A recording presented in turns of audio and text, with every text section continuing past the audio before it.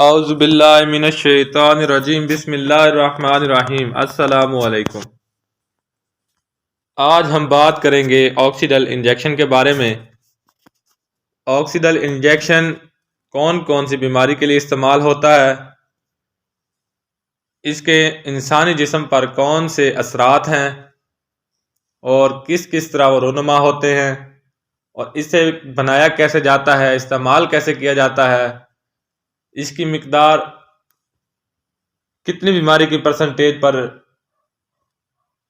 یا کتنی عمر کے ساتھ استعمال کی جاتی ہے، اس کے ساتھ ساتھ مکمل تفصیلات جانیں گے، اور اس کے کون کون سے فوائد ہیں اور کس کس بیماری میں استعمال کیا جاتا ہے اور دن میں کتنی بار استعمال کیا جاتا ہے۔ اس کی مکمل تفصیلات جاننے سے پہلے اگر آپ نے ہمارا YouTube channel healthy life care subscribe نہیں کیا تو اسے جلدی سے سبسکرائب کر دیں تاکہ نئی آنے والی ویڈیو یا انفارمیشن آپ تک پہنچ سکے۔ آکسیڈل کا فارمولہ ہے سیفٹریکزون۔ یہ دوا آپ کے ڈاکٹر کی ہدایت کے مطابق پٹھوں یا رگ میں انجیکشن کے ذریعے دی جاتی ہے۔ عام طور پر دن میں 1 یا 2 بار آپ کی طبی حالت اور علاج کے جواب پر مبنی ہے۔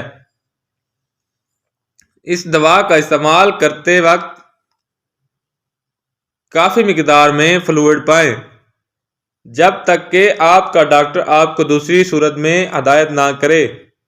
اگر آپ یہ دوا گھر پر استعمال کر رہے ہیں تو اپنے ہیلتھ کیئر پروفیشنل سے تیاری اور استعمال کی تمام ہدایات جانیں۔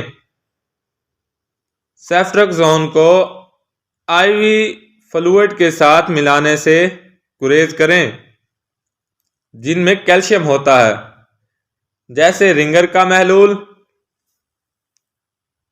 ہارٹ مین کا محلول، پرینٹیریل نیوٹریشن۔ شیرخوار بچیوں اور بڑوں میں آئی وی کیلشیم مصنوعات کے محفوظ استعمال کے بارے میں تفصیلات کے لیے اپنے فارماسسٹ سے مشورہ کریں۔ استعمال کرنے سے پہلے اس پروڈکٹ کو ذرات یا رنگت کے لیے بصری طور پر چیک کریں۔ اگر دونوں میں سے کوئی بھی موجود ہو تو مائع استعمال نہ کریں۔ طبی سامان کو محفوظ طریقے سے ذخیرہ کرنے اور ضائع کرنے کا طریقہ سیکھیں۔ اگر آپ منجمد پری مکسڈ محلول استعمال کر رہے ہیں تو بیگ کو کمرے کے درجہ حرارت پر یا ریفریجریٹر میں پگھلا دیں۔ اگر بیگ ریفریجریٹر میں پگھلا ہوا ہے تو اسے استعمال کرنے سے کم از کم 1 گھنٹے پہلے کمرے کے درجہ حرارت پر بیٹھنے دیں۔ پانی کے غسل یا مائکرو ویونگ میں ڈال کر نہ پگھلائیں۔ پگھلنے کے بعد اچھی طرح ہلائیں اور بیگ کو نچوڑ لیں تاکہ لیک کی جانچ ہو سکے۔ اگر بیگ لیک ہو جائے تو محلول کو ضائع کر دیں۔ پگھلنے کے بعد محلول کو دوبارہ منجمد نہ کریں۔ بہترین اثر کے لیے اس اینٹی بائیوٹک کو یکساں فاصلے پر استعمال کریں۔ آپ کو یاد رکھنے میں مدد کے لیے اس دوا کو ہر روز ایک ہی وقت میں استعمال کریں۔ اس کے انسانی صحت پر مضر اثرات کون کون سے ہیں؟ دورہ، اسہال، متلی، قے، خراب پیٹ، خون کے ٹکڑے، چکر آنا، سر درد، آپ کی زبان میں درد یا سوجن، ایک گانٹ جہاں دوا لگایا گیا تھا، پسینہ آنا، اندام نہانی میں خارش یا خارج ہونا، فرج میں تخمیر کا انفیکشن، خون کی کمی، ذائقے میں تبدیلی یا فلشنگ وغیرہ شامل ہیں۔ سیفٹریکزون بعض اوقات ہڈیوں کے انفیکشن، دل کے استر اور واز کا انفیکشن، بیکٹیریا کی وجہ سے ہونے والا جنانک زخم ایک انفیکشن جو ٹک کے کاٹنے سے پھیلتا ہے، جو دل کے ساتھ مسائل کا سبب بن سکتا ہے، کے علاج کے لیے بھی استعمال ہوتا ہے۔ جوڑوں اور اعصابی نظام دوبارہ لگنے والا بخار ایک انفیکشن جو ٹک کے کاٹنے سے پھیلتا ہے، جو بخار کی بار بار اکساد کا سبب بنتا ہے۔ شگیلا ایک انفیکشن جو شدید اسہال کا سبب بنتا ہے۔ ٹائیفائڈ بخار ایک سنگین انفیکشن جو ترقی پذیر ممالک میں عام ہے۔ سالمونیلا ایک انفیکشن جو شدید اسہال کا سبب بنتا ہے، اور وبیل کی بیماری ایک نایاب انفیکشن جو ہاضمے کے ساتھ سنگین مسائل کا سبب بنتا ہے۔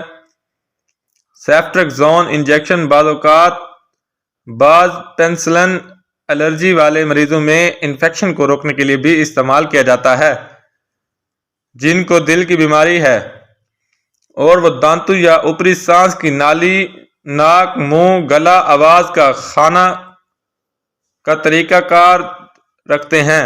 ایسے مریض جنہیں بخار ہے اور وہ زیادہ خطرے میں ہیں انفیکشن کے لیے، کیونکہ ان میں خون کے سفید خلیے بہت کم ہوتے ہیں۔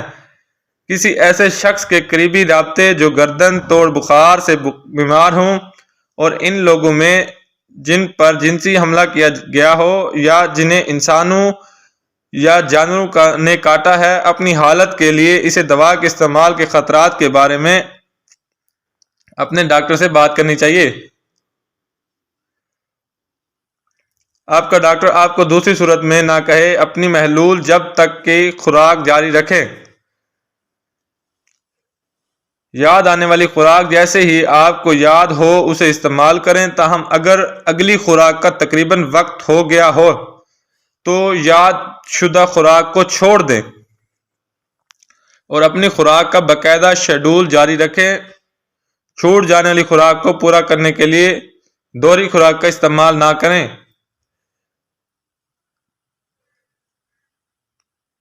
یہ دوا ضمنی اثرات پیدا کر سکتی ہے۔ سیفٹریکزون انجیکشن ضمنی اثرات کا سبب بن سکتا ہے۔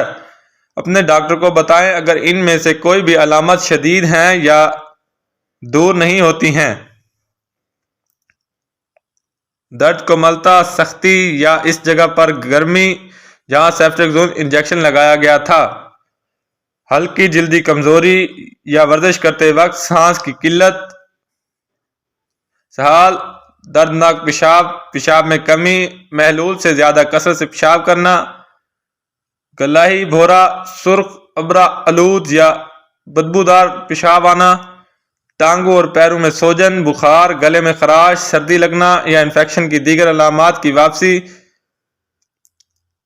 جھیلنا، چھالے پڑنا یا جلد کا بہانا،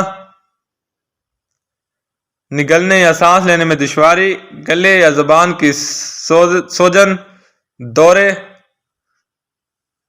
سیفٹریکزون انجیکشن دوسرے ضمنی اثرات کا سبب بن سکتا ہے۔ اگر آپ کو یہ دوا لینے کے دوران کوئی غیر معمولی پریشانی ہو تو اپنے ڈاکٹر کو کال کریں یا اس سے فوری رابطہ کرنے کے بعد اس سے مشورہ لیں۔ اس دوا کو ڈاکٹر کی ہدایت کے مطابق ہی استعمال کریں۔ اگر ڈاکٹر کی ہدایت کے مطابق آپ استعمال نہیں کریں گے تو اس کے بہت سارے منفی اثرات سامنے آ سکتے ہیں۔ اس میں جلد پر سوزش بھی ہو سکتی ہے،